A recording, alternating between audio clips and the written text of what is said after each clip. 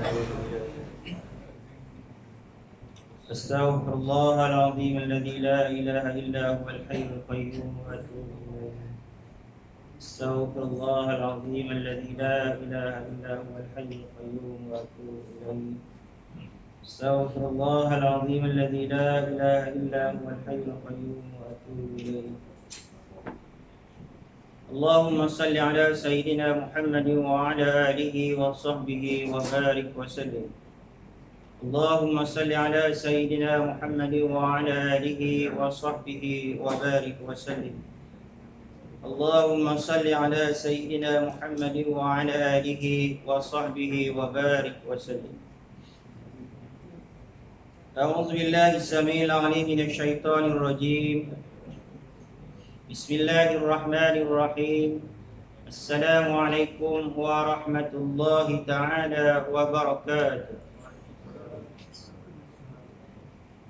إن الحمد لله نحمده ونستعينه ونستهديه ونستغفره ونعوذ بالله من شرور أنفسنا ومن سيئات أعمالنا.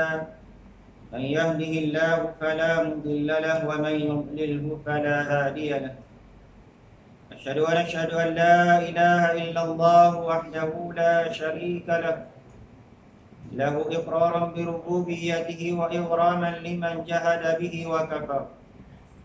أشهد أن سيدنا ونبينا محمدا عبده ورسوله من خلقه وخليله. بلغ الرسالة وأدى الأمانة ونصح الأمة وجاهد في الله حق جهاده حتى أتاه اليقين.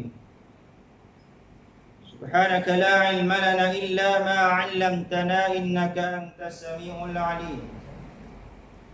ولا حول ولا قوة إلا بالله العلي العظيم. رب اشرح لي صدري ويسر لي أمري واحلل عقدة من لساني يفقه قولي أما بعد. Muslimin sedang jemaah rahimakumullah. Alhamdulillah, setinggi-tinggi pujian kita kepada Allah Subhanahu wa ta'ala yang masih lagi mengurniakan kepada kita semua nikmat kehidupan. Sihat tubuh badan dapat kita hadir pada malam ini mengisi jadual pengibadatan kita kepada Allah Subhanahu wa ta'ala, mencari suatu bekalan akhirat kita. Mudah-mudahan dengan pertemuan kita pada malam ini di tempat yang mulia ini, Allah merahmati kita semua serta mengampuni segala dosa-dosa kita, insya-Allah. Amin ya rabbal alamin. Muslimin yang dirahmati Allah Subhanahu wa taala sekalian, dengan izin Allah Subhanahu wa taala kita menyambung kembali perkongsian ilmu kita sirah nabawiyah dengan menggunakan pakai kitab Ar-Rahiqul Makhtum. Kita berada pada muka surat 404.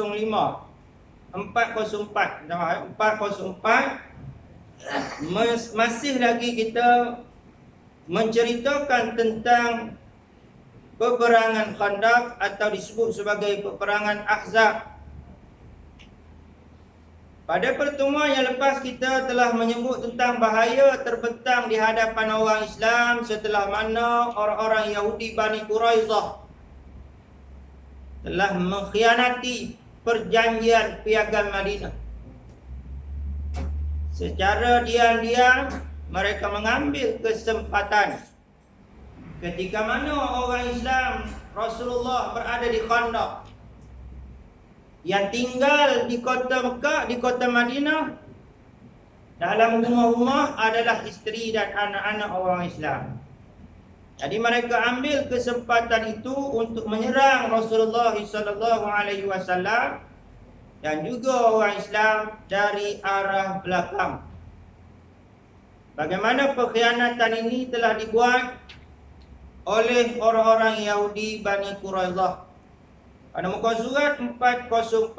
Qala Syekhul Muallif rahimahullahu ta'ala wa nafa'na bi ulumihi wa barakatihi fid darain amin. Sementara sebahagian yang lain berkata, dalam suatu kumpulan yang terdiri daripada kaumnya sendiri. Apa kata dia? Sesungguhnya rumah-rumah kita dalam keadaan tidak terkawal.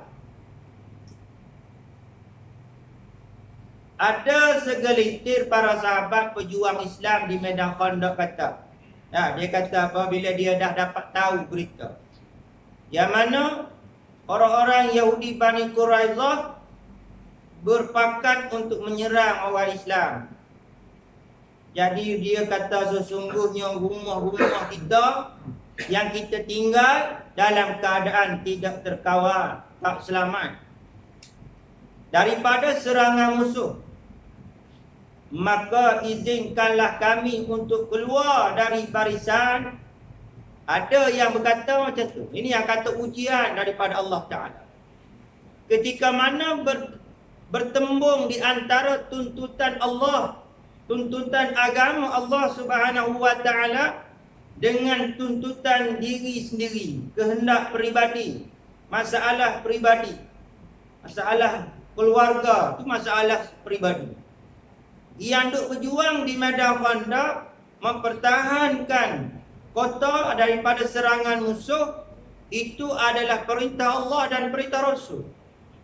Sehingga bila mana Allah uji tentang ini, ada sebahagian daripada pejuang Islam kata, izinkanlah kami untuk keluar dari barisan dan kembali balik ke rumah, kerana rumah kami itu berada di luar Madinah.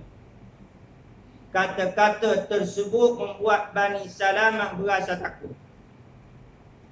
Berkaitan orang-orang munafik tersebut, orang yang lari daripada medan perang adalah disifatkan sebagai orang-orang munafik.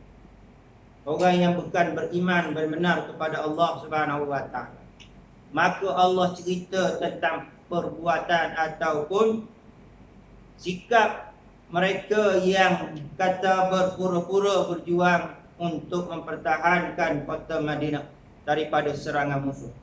Allah Ta'ala sebut dalam surah Al-Ahzab ayat yang ke-12 hingga ayat yang ke-13. A'udzu billahi minasyaitonir rajim. Wa idh yaqulul munafiquna walladzina fi qulubihim marad. Dan lagi masa itu, masa ketika mana Allah uji pertembungan di antara perintah Allah dengan masalah peribadi. Allah uji macam orang-orang munafik dan orang-orang yang tidak sihat. Orang yang berpura-pura beriman, orang munafik disebut sebagai orang yang berpenyakit. Nah, ini penyakit munafik ni tuan-tuan.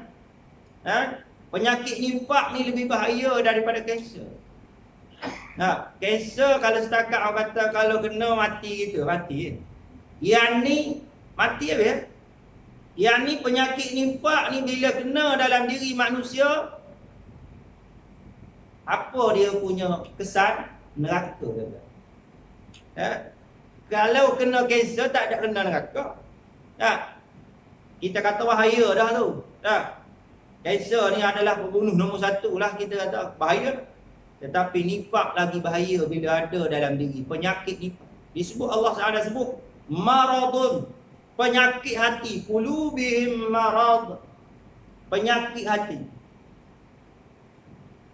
Ma wa'adana Allahu wa rasuluhu illa ghurura. Lalu Allah dan Rasulnya tidak menjanjikan kepada kita melainkan perkara yang memperdayakan sahaja. Itu kata orang-orang yang ada penyakit. Tak dapat apa pun kita datang. Habis anak-anak bini kita kena bunuh tu. Tantang kita pun mati katak macam tu. Dia kata macam tu. Tak ada apa-apa faedah pun. Wa idh qalat ta'ifatun minhum ya ahla Yathrib la muqama lakum farji'u. Lalu dia kata apa? Wa idh qalat ta'ifah. Dan juga pada masa itu ialah masa segulungan antara mereka berkata, Wahai penduduk Yathrib, wahai penduduk Madinah, tempat ini bukan tempat bagi kamu untuk berjuang di sini. Oleh itu baliklah. Farji'u, balik. Wa yasta'dhinu fariqum minhumun nabiyya yaquluna inna buyutana aurah. Dan sebahagian daripada mereka pula meminta izin kepada Nabi nak balik. Yang ni bagus. Dia minta. Yang seorang lagi tak, terus dia buat keputusan, lebih baik kita balik. Anak bini kita kat rumah ni, siapa nak jamin keselamatan dia? Kita duduk sini. Dia buat keputusan terus. Tak ada tanya Rasulullah, tak ada minta izin pada Rasulullah. Satu kumpulan lagi dia minta izin. Wa yasta'dhinu fariqum minhu. Dia minta izin pada Rasulullah nak balik. Kenapa ni? Bila sampai berita musuh nak serang, iaitu orang Yahudi Bani Quraidah. Sambil dia berkata, orang yang minta izin dengan Nabi kata, sesungguhnya rumah-rumah kami memerlukan perlindungan. Bukan kata kami nak lari daripada medan jihad ni dah. Bukan kata kerana kami takut mati dah. Tetapi memandangkan anak isteri kami tak ada siapa yang nak kawal, nak jaga keselamatan mereka. Bolehlah, bagilah izin pada kami, wahai Rasulullah, wahai Muhammad, untuk kami balik. Padahal dia tidak memerlukan perlindungan. Mereka hanya bertujuan hendak melarikan diri dari perjuang menegakkan Islam. Maknanya sebenarnya bukan itu yang dia fikirkan sebenarnya, kata Allah. Bukan kerana dia tak bimbangkan kepada ahli keluarga dia, tetapi memang dalam hati dia pun tak ikhlas berjuang. Cari peluang nak lari balik. Allah kata sebenarnya dalam hati dia memang tak ikhlas dah. Dia datang berjuang di Khandaq. Sebab tu dia minta pada Rasulullah nak balik. Kebetulan ada peristiwa pengkhianatan itu. Maka dia menggunakan alasan nak memastikan ahli keluarganya terkawal. Tapi Allah kata tak, bukan betul pasal itu, tetapi kerana memang dalam hati dia tak mahu berjuang, takut kepada mati. Baik, itu ujian berat yang menimpa pejuang-pejuang Islam di medan Khandaq, iaitu pertemuan di antara dua keadaan. Tuan-tuan, dalam hidup kita ni begitu. Sepanjang hidup kita, kita akan bertembung. Kita akan sering memilih di antara dua benda.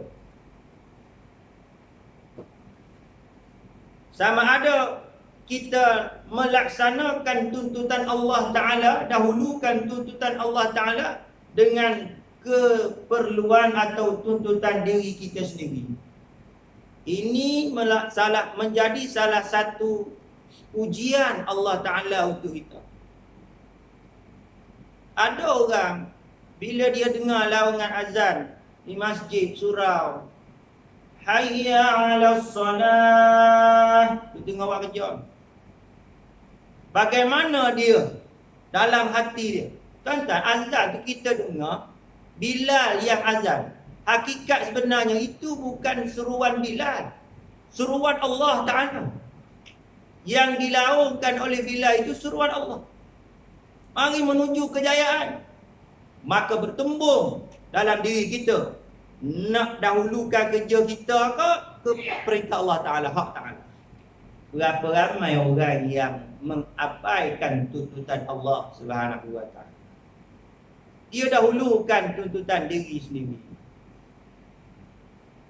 Ini kata iman, tuan-tuan. Ini yang dikatakan iman. Bagaimana kita mendahulukan perintah Allah daripada kehendak, keinginan diri kita sendiri. Kalau kita boleh dahulukan perintah Allah, meletakkan perintah Allah di paling utama dalam hidup kita, insya-Allah kata Allah akan rahmati kita dunia akhirat. Urusan kerja dunia kita jadi mudah, Lebih-lebih lagi urusan perjalanan akhirat kita jadi selamat. Tetapi sebaliknya, kalau kita mendahulukan urusan kita, urusan pribadi kita sendiri dengan urusan Allah Ta'ala, maka dunia pun kita takkan dapat secara sempurna. Akhirat dia akan jadi manusia Yahudi. Wa huwa minal khasirin. Kerana dunia ini, kita dah banyak kali sebut, adalah tempat Allah programkan kita dengan ujian. Kalau kita tidak boleh mendahulukan kehendak Allah Ta'ala, artinya kita gagal dalam melaksanakan ujian Allah Subhanahu wa Ta'ala. Jadi kita didik tengok dalam kehidupan. Muslimin yang dikasihi Allah Subhanahu wa Ta'ala sekalian, apakah tindakan yang diambil oleh Rasulullah sallallahu alaihi wasallam setelah mendapat berita yang sahih tentang pengkhianatan orang-orang Yahudi Bani Quraidah, pelanggaran perjanjian Madinah? Ketika berita pengkhianatan Bani Quraidah sampai kepada Rasulullah, baginda menutup wajah, tutup muka dia dengan pakaian dia. Ya, Rasulullah ni dia sentiasa ada kain. Kain tutup kepala dia, kadang-kadang dia letak atas bahu dia, ada dia letak atas kepala redak dalam bahasa Arab. Dia tutup muka dia. Bila dengar berita tu dia tutup. Kenapa dia tutup muka dia? Lalu berbaring dan berdiam diri agak lama hingga baginda berasa beban ujian terasa semakin berat menghentam orang Islam. Dahlah peristiwa rojek, masih lagi orang kata peristiwa rojek, bagaimana pengkhianatan orang-orang Yahudi. Kono-kononnya nak jemput para ilmuwan, ustaz-ustaz, para sahabat ni supaya datang ke perkampungan mereka mengajar tentang Islam. Rasulullah memang tak boleh lupa sungguh tentang peristiwa rojek, kerana pengkhianatan yang dahsyat terhadap para sahabat ridwanullahi ajma'in. Bila Rasulullah hantar kepada mereka, mereka bunuh habis. Rasulullah tak boleh nak terima itu, sampai Rasulullah doa dan laknat kepada buah-buah. Datang pula peristiwa yang kedua ini, pengkhianatan kali kedua terhadap Rasulullah. Rasulullah rasa terlalu berat, lalu tutup muka dia dengan kain, letam tidur. Bukan tidur, terletam, memandangkan berat ya dugaan ujian yang dikenakan ataupun yang terpaksa dilalui oleh orang Islam. Kemudian jiwa baginda dipenuhi dengan semangat dan cita-cita. Rasulullah walaupun begitu, dia tak putus asa. Ini Rasulullah memang begitu, sebab hati dia sudah dibersihkan oleh Allah Subhanahu wa Ta'ala. Rasulullah berjiwa besar. Ini rahmat Allah Ta'ala yang Allah bagi pada Nabi kita Muhammad sallallahu alaihi wasallam. Antara yang paling besar Allah berikan, kurniakan kepada Nabi kita Muhammad sallallahu alaihi wasallam, berjiwa besar. Berani, tak pernah mengenal erti putus asa dalam menyampaikan dakwah agama Allah Subhanahu wa Ta'ala.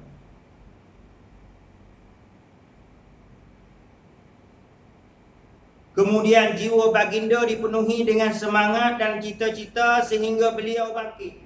Tadi dia baring, tutup muka dia, fikir tentang masalah yang menimpa umat, lalu dia bangkit berdiri balik. Bangun balik, lalu dia kata Allahu Akbar.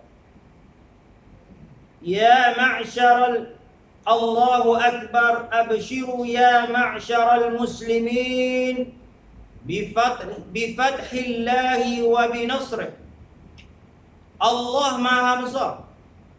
Allahu Akbar, Allah Maha Besar. Abshiru ya ma'syaral muslimin, berbahagialah wahai orang-orang Islam. Bifadhillahi wa nasrih, dengan kemenangan dan pertolongan daripada Allah. Jangan risau wahai pejuang-pejuang Islam. Allah akan bantu kita. Allah akan beri kepada kita kemenangan. Jangan jadi lemah. Ni berdepan dengan tentera-tentera Islam di Khandaq. Bangkit lalu berucap begitu. Bagi motivasi, semangat, jihad, jangan lemah. Kemudian baginda merancang strategi untuk menghadapi situasi terbaru ini. Baginda mengirim beberapa pengawal menuju ke Madinah supaya kanak-kanak dan kaum wanita tidak disakiti kerana kelalaian. Adahlah jumlah jantan di Khandaq 3,000. Lalu bila keadaan begini berlaku, Rasulullah terpaksa pilih beberapa orang untuk balik ke kota Madinah, jaga keselamatan anak ini. Tinggal maknanya daripada 3,000 dah tak cukup. Ya, terpaksa kena buat macam tu.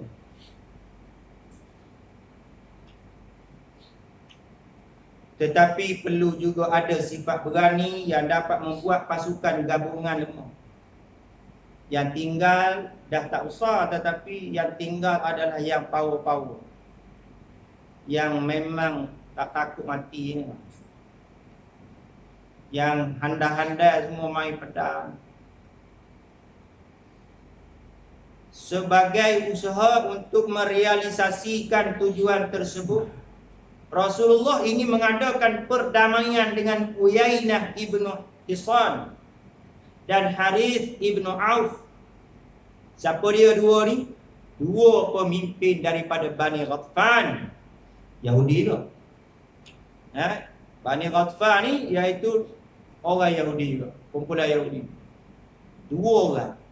Pertama iaitu Uyainah ibnu Hisan, yang kedua Harith ibnu Auf. Kedua-dua ni kepala kepada kumpulan.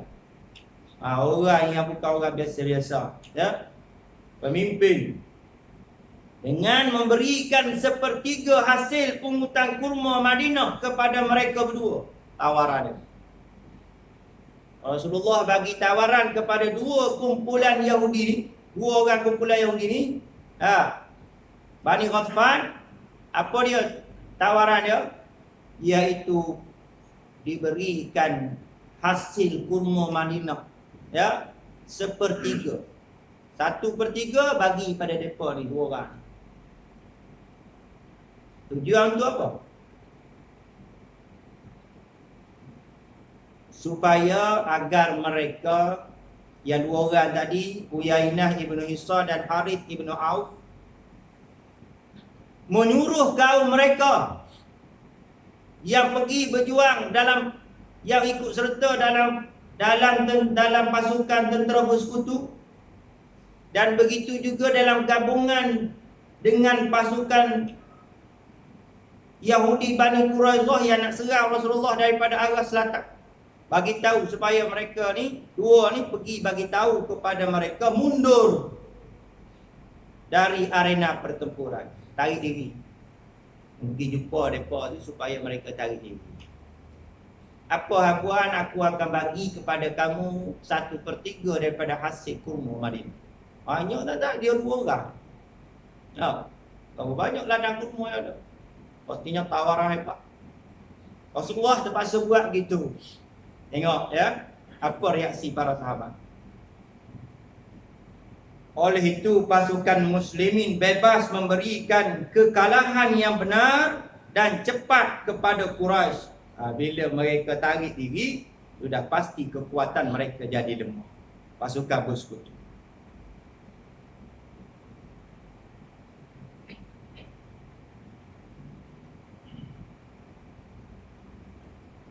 Oleh itu pasukan muslimin bebas untuk memberikan kekalahan yang benar dan cepat kepada Quraisy yang terus menguji pasukan muslimin dengan kekuatan dan keberaniannya, sehingga beberapa kali mereka cuba untuk melepasi Khandaq, parit. Mereka cuba dengan menghujani panah. Mereka cuba lompat dengan kuda. Semua tak berjaya. Bukan sekali, beberapa kali cubaan. Terjadilah tawar-menawar atas hal ini. Dua orang kumpulan Yahudi tadi nama Uyainah ibn Hisan dan Haris ibn Auf. Bila Rasulullah bagi tawaran 1/3, dia kata tak cukup. Sikit benar. Tugas yang aku nak buat ni besar. Oh Yahudi, ya. Berlakulah. Boleh tambah lagi. Kamu nak suruh, tambah lagi. Kita bagi 2. Hasil kurma Madinah. Berlaku tawar-menawar di antara 2 orang tadi dengan Rasulullah. Sehingga Rasulullah meminta pendapat Sa'ad ibn Mu'az dan Sa'ad ibn Ubadah dalam hal ini. Rasulullah terpaksa tanya pendapat para sahabat. Macam mana? Dia nak tambah lagi? Boleh tak? Atau macam mana? Maka kedua-duanya berkata,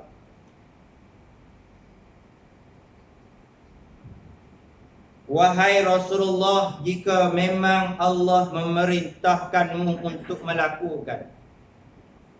Ya Rasulullah, in kana Allah amaraka bihada. Wahai Rasulullah, kalau perkara ni tawar-menawar ni seolah-olah macam bagi rasuah, seolah-olah macam. Mu bagi benda ni kat dia supaya dia pergi buat kerja ni. Bagi hasil kurma. Kata 2 orang tadi, sahabat tadi, kalaulah perkara ni perintah Allah Subhanahu wa taala, fasami'na wa ta'ah. Kami akan ikut, kami akan dengar dan kami akan taat. Dah kita tanya pendapat para sahabat. Jika perbuatan tawar-menawar ni perintah daripada Tuhan, kami akan dengar arahan kamu, kami akan ikut arahan kamu wahai Rasulullah, dan kami akan taat. Wa in kana tasna'uhu lana fala hajatul lana fih. Tapi sebaliknya kata dia, sebaliknya, kalau sekiranya engkau cetuskan daripada peribadimu idea tawar-menawar bagi hasil kurma daripada peribadimu, dirimu sendiri wahai Muhammad, wahai Rasulullah, maka kami tidak memerlukannya, kami tak akan dengar, kami tak akan setuju dengan idea. Kenapa? Kerana dahulu kami dan kaum tersebut sama-sama menyekutukan Allah Ta'ala. Sama-sama syirik, tak beriman kepada Allah Subhanahu wa taala ni, puak-puak Yahudi, puak-puak musyrikin ni. Kami pun dulu daripada depa juga, golongan depa juga ni. Kata para sahabat yang kata nama dia siapa tadi? 2 orang yang Nabi Rasulullah SAW, Sa'ad ibn Mu'az dan Sa'ad ibn Ubadah. Dulu kami masa zaman kami jahiliyah dulu. Kami sama-sama syirik pada Allah Subhanahu wa taala dan menyembah berhala, serta mereka tidak berkeinginan memakan sebiji pun. Masa dulu puak-puak ni sembang kata apa? Bila bercakap, tak ingin pun aku nak makan kurma orang ni. Dia cakap ni, tidak berkeinginan memakan sebiji buah pun yang terdapat di Madinah, melainkan dengan pergi melawat ke sesuatu tempat, pergi ke negara lain, hasil Madinah kurma ni bawa pergi jual kat situ, rasa nak makan maka dia beli. Nama tak nak ambil, datang ke Madinah beli buah kurma tu atau makan buah kurma di Madinah, tak teringin. Punya bencinya, tak sukanya kepada orang Madinah dan juga orang Islam. Sampai kepada hasil kurma pun tak teringin. Itulah keadaan mereka dulu. Aku tahu, dia kata dia sebab aku pun dulu sama mereka juga, daripada kumpulan mereka juga dulu masa zaman jahiliah. Dia bagi tahu pada Rasulullah gitu. Maka ketika Allah memuliakan kami, kata Sa'ad, bila Allah pilih kami, Allah mulia kami dengan Islam dan iman, Lalu kami memeluk Islam serta menguatkan kami dengan kehadiran-Mu. Dengan adanya kamu, utusan Allah Subhanahu wa taala bersama kami. Patutkah kami menyerahkan harta kami kepada mereka begitu? Yang kami duk hasil usaha kami tanam kurma, jaga 1/3 bagi kat mereka macam tu. Patutlah kami buat macam tu? Dia kata, demi Allah, wallahi kami tidak akan menyerahkan. Kami tidak akan menyerahkan apapun kepada mereka. Kecuali apa? Kecuali illa sayf, kecuali mata pedang. Perang. Itu. Nama nak berundi macam ni dak. Kalau lah apa tu, kalau andai kata idea itu datang daripada diri Rasulullah, bukan daripada perintah Tuhan. Tapi kalau itu datang daripada perintah Allah Ta'ala, kami paksa kena ikut. Walaupun kami tak suka kepada buat ni. Maka Rasulullah membenarkan pendapat mereka berdua dan berkata, itu memang pendapat yang aku cetuskan untuk kamu. Apabila aku melihat bangsa Arab bersama-sama melemparkan anak panah kepada kamu dari satu sudut. Maknanya aku dapat idea ni bila aku lihat mereka berpakat, orang-orang Yahudi yang ada di sekitar kota Madinah dan kota Mekah, orang-orang musyrikin yang ada di sekitar kota Madinah dan juga kota Mekah, berpakat untuk menyerang kamu, menghujani kamu dengan panah. Maka aku mengambil idea ini untuk mematahkan kekuatan mereka, melemahkan kekuatan mereka supaya pasukan mereka berpecah. Itu tujuan. Rasulullah bagi tahu, perjelaskan kepada dua orang sahabat. Baik, solusi daripada Allah, bantuan dan pertolongan daripada Allah. Kemudian Allah membuat suatu gambaran menurut dirinya. Dengan gambaran tersebut, dia dihinakan musuh. Dia kalahkan himpunan mereka. Dia, yakni Allah, mengalahkan bala tentera musyrikin yang kata 10,000. Allah kalahkan. Maknanya kita kena yakin kan, bila kita berada pada pihak Allah atau berada pada pihak yang benar, kemuncak urusan kerja kita akan mendapat pertolongan daripada Allah. Mula-mula ni Allah nak tengok sejauh mana hasil usaha ikhtiar kamu, dan hujung-hujung sekali adakah berlaku tawakal ala Allah, pergantungan terhadap pertolongan Allah Ta'ala. Jika berlaku, maka ketika itu datangnya pertolongan Allah secara tiba-tiba dan tak disangka-sangka. Dia kalahkan, yakni Allah kalahkan himpunan mereka. Dia tumpulkan ketajaman mereka.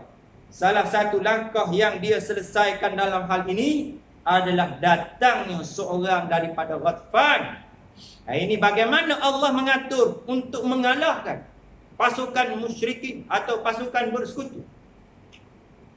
Allah datangkan seorang manusia daripada Bani Ghatfan yang bernama Nu'aim ibnu Mas'ud ibnu Amir Al-Ashja'i kepada Rasulullah. Datang seorang hamba Allah Ta'ala ni kepada Nabi SAW dalam keadaan yang tak tahu nak buat keputusan macam mana, nak bagi lemah musuh. Lalu Allah hantar, Allah atur, Allah mula membantu perjuang Islam. Bila dia tiba sampai kepada Rasulullah, jumpa dengan Nabi, lalu dia kata kepada Nabi, "Ya Rasulullah, Wahai Rasulullah, inni qad aslamtu. Aku dah masuk Islam. Ini kata pertolongan Allah Ta'ala. Daripada Bani Ghatfan pun orang Yahudi dia. Ya Rasulullah, aku dah masuk Islam. Wa inna qaumi la ya'lamu bi islami. Mereka tak tahu aku dah masuk Islam. Aku masuk Islam secara senyap-senyap. Mereka tak tahu. Kaum aku, bangsa aku tak tahu. Aku dah Islam. Famurni masyik. Maka suruhlah apa yang kamu nak aku. Suruh aku. Mana suruh apa? Lalu Rasulullah jawab. Rasulullah jawab kepada Nu'aim ibn Mas'ud. Innama anta rajulun wahidun. Seorang je. Apa mu boleh buat? Kamu seorang. Fakhudha anna mastata'ta fa innal hizba khida'atun. Engkau hanya seorang. Apa mu boleh buat? Tapi tak apalah, kata Rasulullah, bantulah kami menurut sedaya kami. Ini bagaimana ni? Nabi nak ajar kita ni. Kita tak mampu nak buat lebih untuk bantu agama Allah Ta'ala. Jangan langsung kita tak buat. Apa kita boleh buat untuk membuktikan kita ni nak bantu, tolong agama Allah Subhanahu Wa Ta'ala, nak cari redha Allah? Semua tak buat. Nak hidupkan majlis ilmu, kita nak mengajar tak reti, nak bercakap tak reti, nak duduk dalam majlis ilmu pun tak boleh. Apa kita boleh? Nak duduk dalam majlis ilmu, duduk tak boleh. Apa kita boleh buat? Kalau kata buat majlis program keagamaan, contoh, saya nak cakap erti Ustaz, nak jadi pengerusi tak erti, pengerusi majlis tak erti. Kita kata betul Ustaz, tahulah ayat balik buka mu. Tak apa, mu ambil bahagian lain, mu yang kamu boleh. Saya erti susu kursi je tak? Silakan. Menjadi pemberat timbangan kita di surga Allah, di hati mahsyar Allah Subhanahu Wa Taala. Aku erti ambil daftar nama. Tantan, kerja tantan dia tiap waktu dulu, tunggu tembok-tembok besar amalan dia. Kerana memudahkan urusan muslimin. Untuk datang berjemaah di masjid, jangan kita manaklah kecil tau, besar. Kita mengambil bahagian dalam agama Allah Subhanahu Wa Taala. Lepas tu Nabi kata, buatlah semampu yang kamu boleh tolong, yang boleh bantu kami, bantu agama Allah Subhanahu Wa Taala. Apa yang kamu sanggup? Fa innal hizba khid'atun. Sesungguhnya perang itu banyak muslihat. Fikir apa yang kamu rasa boleh tipu daya mereka, lemahkan mereka. Kerana perang ni memang dia banyak taktik untuk nak kalahkan musuh, macam-macam. Tuan-tuan, kalau dulu masa saya belajar di Mesir, saya sempat melawat di Semenanjung Sinai, sempadan di antara Israel dengan Mesir. Bagaimana melihat kubu tentera Israel. Kecanggihan taktik peperangan dalam membina kubu. Kubu. Bagaimana kubu yang dibina oleh tentera Israel ketika dia berlaku orang kata peperangan di antara Mesir dan Israel. Bagaimana dia buat kubu dia tak boleh, bom pun tak ucap. Tetapi bila kita pergi melawat, tengok tabarakallah idea. Idea yang mereka fikir, taktik supaya kuat kubu ini. Bagaimana mereka bina kubu pada masa tu, zaman tu. Pasir, dia punya kawasan Tanah Arak ni di pasir. Kan boleh dikorek mudah-mudah. Bayangkan dia susun rel kereta api dia silang, rapat-rapat silang, berlapis-lapis. Bom pun tak akan masuk daripada atas. Kita tengok tabarakallah. Taktik bagaimana. Tak kalau pernah pergi ke Mesir ziarah Semenanjung Sinai. Tetapi bila Allah kata aku nak tolong pejuang-pejuang Islam kalahkan musuh ni, orang Israel, Allah bagi idea kepada Syekh Azhar pada masa tu. bagi dia mimpi. Allah bagi dalam mimpi dia, bagaimana nak bagi kalahkan, runtuhkan kubu Israel. Tembok pakai air. Ya, sedut air laut, tembok. Bak pasir, bila kena air, untuk awak menang. Pertolongan Allah Ta'ala. Sebelum tu serang pun tak menang. Serang tak menang. Nak menang macam mana tak runtuh. Berlapis-lapis dia ke tepi. Muslimin yang dikasihi Allah Subhanahu Wa Ta'ala sekalian. Sebab itu saya ingatkan pada diri saya dan jemaah sekalian. Kalau kita tak boleh buat yang besar, jangan yang kecil pun langsung kita tak buat. Untuk bantu agama Allah Ta'ala. Setidak-tidaknya tuan-tuan, malam ni tuan-tuan boleh duduk dalam majlis ilmu, menghidupkan majlis ilmu. Ini satu amal kerja besar yang tuan-tuan telah buat untuk bantu agama Allah. Bukan kata Allah tu mengharapkan pertolongan bantuan daripada kita. Tak. Dia nak tengok bagaimana kita benar-benar nak kepada redha Allah ataupun kasih sayang Allah, ganjaran pahala di hari akhirat. Ada orang dia hidup, dia tak peduli tentang agama Allah Ta'ala. Agama dia letak tepi. Na'udzubillah min zalik. Ya, jangan kita jadi begitu. Baik, kemudian kita lihat. Sewaktu itu juga Nu'aim ibnu Mas'ud pun pergilah. Dan Rasulullah kata, mu rasa fikir macam mana kepandaian kamu untuk nak kalahkan mereka. Jadi bila dapat kebenaran keizinan daripada Rasulullah, maka Nu'aim pun pergi. Dia pergi yang pertama sekali, dia pergi jumpa dengan Bani Quraizah yang khianat tadi. Dia pergi kumpulan tu kerana dia merupakan saudara mereka pada zaman jahiliah. Dalam keadaan Bani Quraizah ni, puak-puak anak beranak dia ni tak tahu dia dah masuk Islam. Dia pergi. Ya, kalau dah tahu kena sembelih lah dia. Tapi tak tahu. Pergi. Lalu bila pergi ke puak Bani Quraizah ni, lalu dia berkata, kamu sudah tahu rasa sayangku kepada kamu. Kamu sendiri tahu macam mana aku ni sayang kepada keluarga-keluarga kita ni. Nah, khususnya hubungan antara aku dengan kamu. Ada tali persaudaraan. Mereka pun jawab, ya betul. Kita ni anak beranak. Macam mana?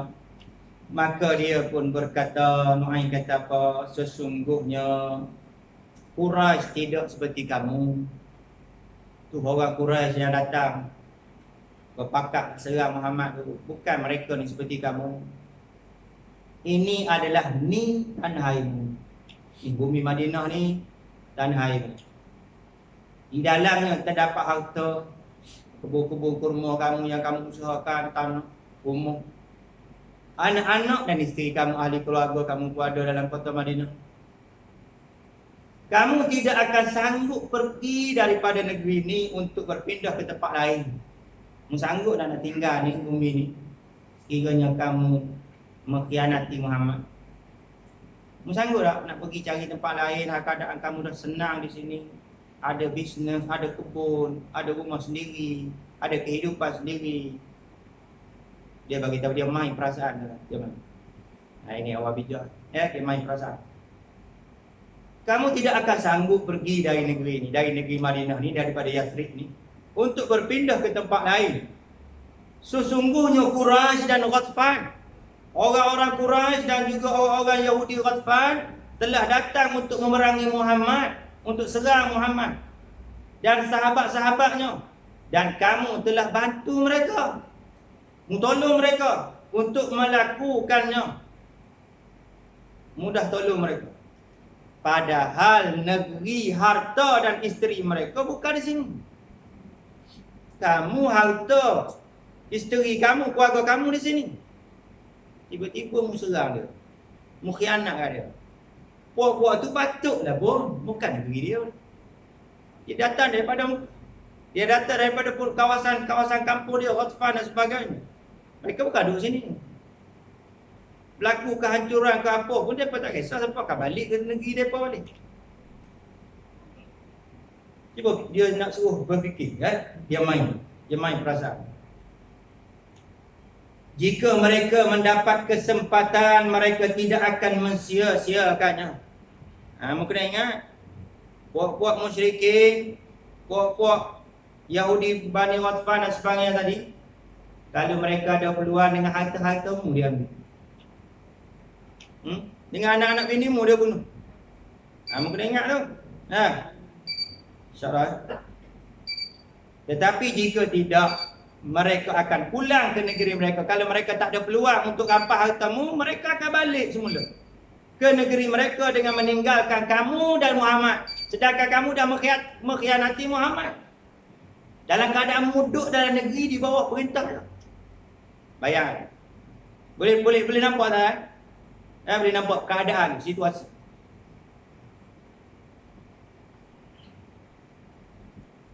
Muslimin yang dikasihi Allah Subhanahu wa taala sekalian. Sehingga Muhammad akan menuntut balas terhadap perbuatan khianat. Lantas mereka menjawab. Siapa dia? Ya, Bani Quraizah tadi kata apa dia jawab? Kalau begitu, apa yang perlu kami lakukan wahai Nu'aim? Jadi mu nak suruh kami buat macam mana? Maka dia pun menjawab, la tuqatilu ma'ahum hatta yu'tukum rahain. Mu jangan berperang bersama mereka. Mu jangan bantu mereka. Mu jangan ikut serta dalam peperangan itu melawan Muhammad. La tuqatilu ma'ahum. Jangan berperang bersama mereka. Hingga mereka memberikan jaminan. Kalau betul-betul dia bagi satu jaminan untuk takkan apa-apakan kamu. Apa ni? Apa nanti dengan hartamu pun habis. Dia rapat. Mereka pun senyum. Bani Quraizah senyum bila dengar macam tu. Senyum. Dan berkata, engkau memberi cadangan yang sangat baik. Baru kami sedar betul. Kalaulah Muhammad buat tindak balas, serang kami, habis kami. Betul. Kata betul. Dah, settle masalah. Selepas itu Nu'aim pergi pula menemui orang Quraisy pula. Pergi jumpa dengan orang Quraisy, dia berkata kepada mereka, hal keadaan mereka ni tak tahu lagi yang Nu'aim dah masuk Islam. Pergi kepada Quraisy, dia berkata kepada mereka, bukankah kamu tahu rasa sayangku pada kamu dan kepedulianku pada kamu? Aku datang ni kerana aku sayang pada kamu. Sayang, ambil tahu, ambil berat kepada kamu, hai orang Quraisy.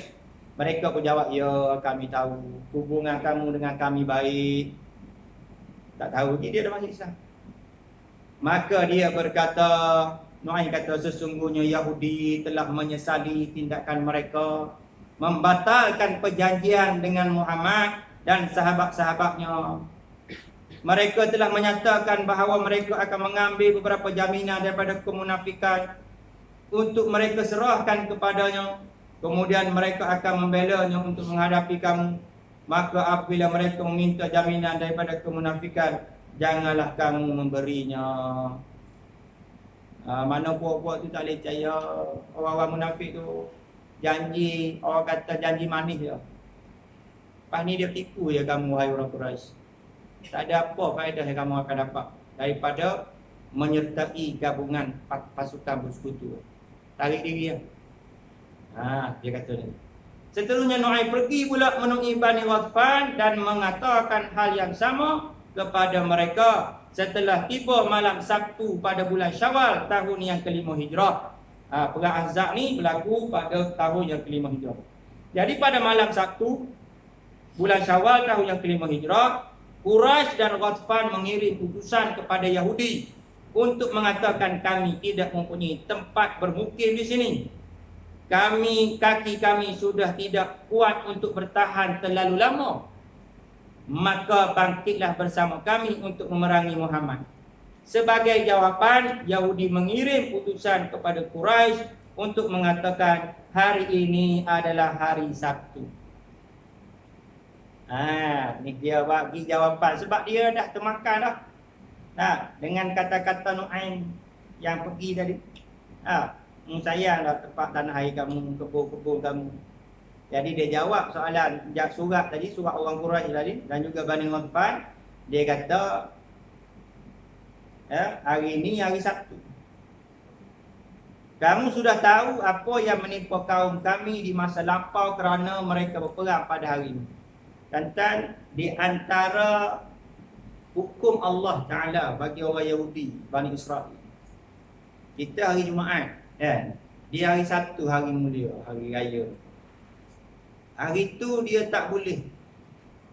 Dia tak boleh nak buat, orang kata, pekerjaan yang biasa hari-hari lain buat, hari tu tak boleh. Dia kena rehat. Itu hukum Allah pada waktu, syariat pada waktu. Allah Ta'ala sebut cerita bagaimana orang-orang Yahudi pantang larang dia, Bani Israel. Dalam Quran, dalam surah Al-Baqarah ayat 65, sebelum kita berhenti. A'udzubillahi minasyaitonirrajim. Wa laqad 'alimtumul ladzina i'tadaw minkum fis-sabt. Sesungguhnya kamu telah mengetahui, kata Allah, bagaimana buruknya akibat balasan orang-orang yang mana mereka ni bermusuhan, bergaduh, berperang pada hari Sabtu. Minas Sabt, daripada pada hari Sabtu. Pada hari itu dia buat satu kerja yang besar. Perang ni kerja besar. Kebetulan ujian Allah Ta'ala pada hari itu datang, mereka duduk di kawasan pinggir Laut Merah. Buat Bani Israel. Mereka mendiami kawasan laut, tepi-tepi Laut Merah. Ujian Allah Ta'ala dengan perintah syariat, tak boleh buat satu urusan kerja besar pada hari Sabtu. Kena rehat. Allah datangkan dengan ikan yang mana di permukaan air laut. Lompat ikan. Orang Yahudi, Bani Israel, tengok, tak tahan. Macam kita tengok ikan awal lah. Lari balik cari pancing tu. Tak tahan. Buka piah semua lah. Serban, jubah. Kalau dekat bendang, ropak kita tekam. Kalau orang benda lah, kalau bukan orang benda, dia tak ada. Orang tengok tu. Kalau orang benda tengok ikan macam tu, buka habis semua, terkejut. Gagah.